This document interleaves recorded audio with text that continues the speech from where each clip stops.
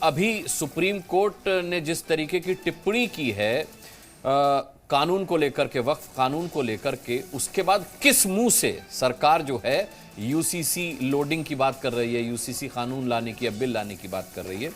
और दूसरी बात, दूसरी आवाज, दूसरा सवाल यह उठ रहा है कि वो फायदा वक्फ कानून से सरकार उठा नहीं पाई जो वो उठाना चाहती थी, इसलिए अब यूसीसी की बात की जा रही है। आपका जवाब?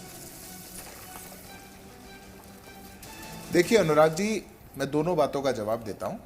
पहली बात तो यह है कि सुप्रीम कोर्ट ने वक्फ के कानून को सुनवाई के दौरान जो टिप्पणी करी वो ये थी कि इस अमेंडमेंट में बहुत से प्रावधान ऐसे हैं जो स्वागत योग्य हैं। जी। दो विषयों को लेकर के सुप्रीम कोर्ट ने अपनी टिप्पणी करी है, सरकार ने समय लिया है, सरकार अपना जवाब दायर करेगी, अगली डेट है, सब जुडिस मैटर है, उस पर सुनवाई की जाएगी। पर कहीं भी इतने बड़े बदलाव, जहां पे विमेन मेंबर्स को साथ लाना, माइनॉरिटी अमंग माइनॉरिटी के लिए अलग बोर्ड सेटअप करना, सर्वे के तरीके को बदलना, ट्राइब्यूनल के तरीके को बदलना, सुप्रीम कोर्ट ने एक भी टिप्पणी नहीं करी।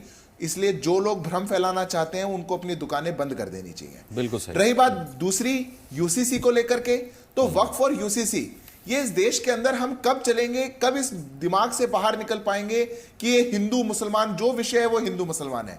ना यूसीसी का विषय हिंदू मुसलमान का है, ना वक्फ का विषय हिंदू मुसलमान का है। ये भारत 21वीं सदी का भारत है। आपको और मेरे को भारतीय होने के नाते तय करना पड़ेगा, क्या हमारे देश के अंदर हमारी देश की बच्चियां धर्म भूल जाइए, 18 साल से नीचे उनकी शादी होनी चाहिए क्या? क्या 14 साल की बच्ची की कहीं ब्याह होना चाहिए क्या? क्या कोई महिला है नागरिक, भूल जाइए धर्म को, उस महिला को, उस बच्ची को प्रॉपर्टी में राइट मिलना चाहिए क्या? उसको कोई 3 तलाक कहकर के उसको घर से बाहर निकालना चाहिए क्या? क्या हलाला जैसी प्रथा हमारे देश में होनी चाहिए क्या? क्या मरिया हमारे देश के अंदर होना चाहिए क्या? यह देश के नाते हमको सोचना पड़ेगा। यूसीसी की बात भारतीय जनता पार्टी नहीं कह रही है, हमारे संविधान में लिखा हुआ है। Directive principles of state policy में संविधान निर्माताओं ने यूसीसी इस देश के अंदर हो यह संविधान में लिख करके गए, बल्कि वक्फ इस देश के अंदर हो उसका कोई मेंशन संविधान के अंदर नहीं है। इसीलिए मेरे को ऐसे उन लोगों से आपत्ति है जो इस मानसिकता से ही देश में रहना चाहते हैं कि जो है उस पर राजनीतिक रोटी सेकी जाए। क्या इस देश के अंदर कोई और माइनॉरिटी नहीं है? अगर यूसीसी ना हो, अगर यूसीसी का तंज ना होता तो क्या शाबानों को वो झेलना पड़ता जो झेलते हैं? आज जो लाखों महिलाएं हलाला झेलती हैं, क्या उनको झेलना चाहिए? जो मरिया के तंज में को झेल रही हैं, क्या उनको झेलना चाहिए? आप कहें कि मर्डर करेंगे तो मर्डर करने का तो एक ही देश के अंदर कानून है, उसमें क्यों नहीं कहते कि शरिया के हिसाब से कानून बनाइए? शरिया तो कहता है कि ये देश में जो ऐसा आपत्ति करे, जो क्रिमिनल हो, उनको तो चौराहे पे खड़ा करिए और पत्थर मारिए।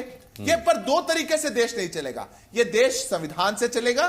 संविधान हमको डिग्निटी का राइट देता है, फ्रेटर्निटी का राइट देता है, इक्वालिटी का राइट देता है। ये हमारे प्रियम्बल में लिखा हुआ है। और अगर वो राइट देता है तो वो सभी नागरिकों को लेता है। 21वीं सदी के भारत में कोई भी किसी जाति, पंथ, मजहब से आता होगा, उसका अधिकार बराबर होना चाहिए और बेसिक डिग्निटी जीने की होनी चाहिए, वही यूसीसी देगा। ठीक है।